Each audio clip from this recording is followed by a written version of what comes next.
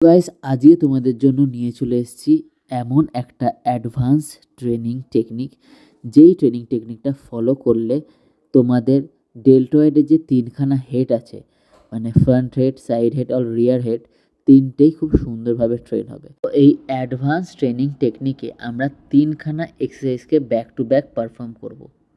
আবার প্রথম এক্সারসাইজ হচ্ছে সুপিনেশন গ্রিপ ফ্রন্ট রেজেস।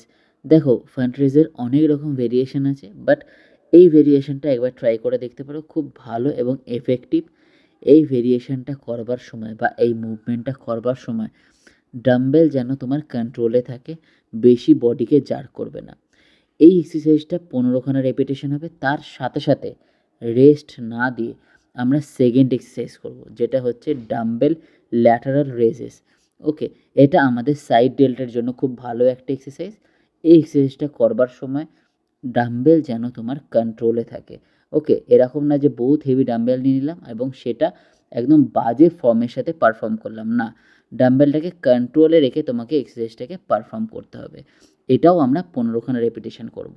এরপরে করব আমরা আরও একটা এক্সারসাইজ ব্যাক টু ব্যাক, সেটা হচ্ছে বেন্ট ওভার ডাম্বেল রিয়ার ডেল্ট ফ্লাই।